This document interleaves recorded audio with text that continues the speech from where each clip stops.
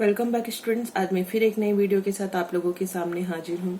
Students, जैसा कि आप लोग जानते हैं, हम लोग चैप्टर 3 कर रहे हैं, पॉलिटिक्स ऑफ प्लान डेवलपमेंट, और इसमें हम लोगों ने पॉइंट 11 तक डिस्कस कर लिया है। और आज हम लोग करेंगे पॉइंट 12, जो है 5 ईयर प्लान्स, पंचवर्षीय योजनाएं।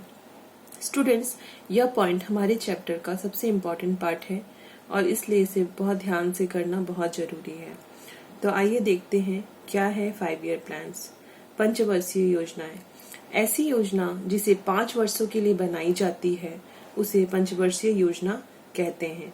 जब हमारे कंट्री की फर्स्ट गवर्नमेंट हमारे कंट्री के डेवलपमेंट के लिए प्लानिंग कर रही थी तो उन्होंने यही प्लान किया कि हम लोग 5-5 सालों के लिए प्लान करेंगे और इसमें अलग अलग सेक्टर्स में पैसा इन्वेस्ट करेंगे और उसमें काम करेंगे ताकि हम लोग अपने कंट्री को डेवलप कर सके और उसको आगे लेके जा सके।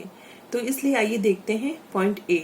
पॉइंट ए है first 5 year plan 1951 to 56, K. N.. Raj plan. Students, first 5 year plan को 1951 में लागू किया था, जो टारगेट था 56 तक। इसे के.एन. राज प्लान भी कहा जाता है। के.एन. राज हमारे देश के अर्थशास्त्री थे जिन्हें फर्स्ट 5 ईयर प्लान बनाने की जिम्मेदारी दी थी।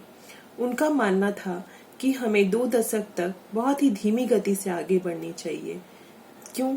अगर हम विकास के पीछे तेजी से भागेंगे तो हमारा लोकतंत्र खतरे में पड़ सकता है।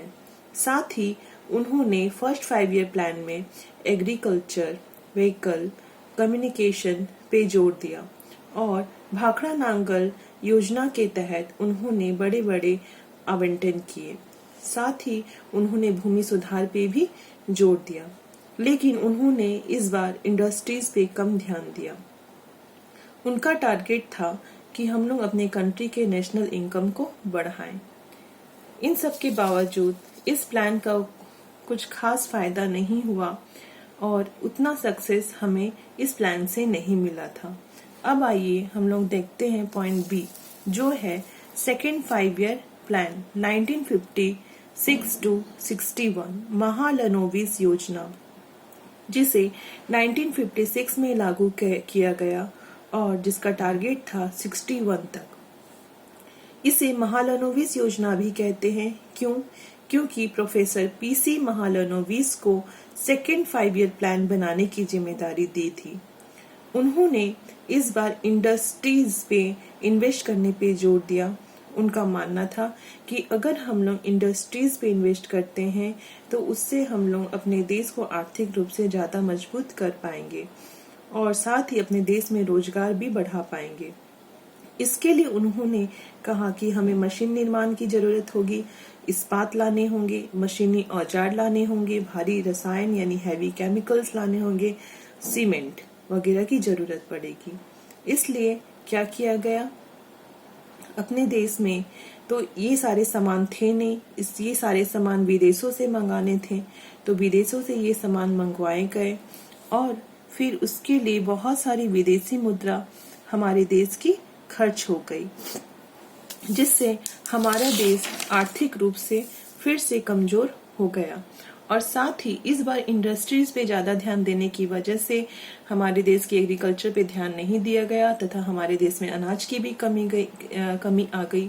तो एक तरीके से देखा जाए कि सेकेंड 5 ईयर प्लान में इंडस्ट्री और एग्रीकल्चर पे बैलेंस बना के काम नहीं किया जा सका।